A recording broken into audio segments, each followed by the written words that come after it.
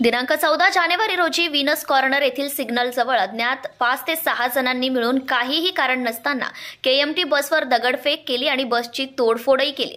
त्यामध्ये बसचे 25,000 रुपयांचं नुकसान झाले आणि ते सर्वजण पळून गेले होते।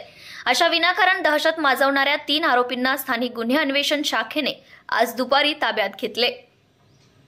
दहशत माजवल्यानंतर हे आरोपी सापडत नव्हते।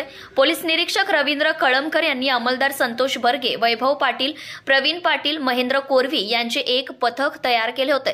त्यांनी तांत्रिक माहितीच्या आधारे या गुन्हेगारांची माहिती काढली। सायबर चौकात ते येणार असल्याची माहिती मिळाली। त्यानुसार सापळा अर्जुन अभिषेक मंगेश घोडके वय 26 वर्ष राहणार राजा रामपुरी, आसिफ नायकवाडी वय 30 वर्ष राहणार इंगळी तालुका हातकणंगले, ओमकार जगन्नाथ चौगुले वय 22 वर्ष राहणार पाथरूड गल्ली सायबर चौक व एक विधी संघर्षग्रस्त बालक यांना ताब्यात घेतले आहे। त्यांनी गुन्हा कबूल केलाय। विशेष म्हणजे या गुन्ह्यातील आरोपी अभिषेक घोडके याच्यावर गोकुळ शिरगाव, राजारामपुरी, गांधीनगर, शाहूवाडी, शाहूपुरी या पोलीस स्टेशनच्या हद्दीत विविध गुन्हे नोंद आहेत। Subscribe now and press the bell icon. Never miss an update.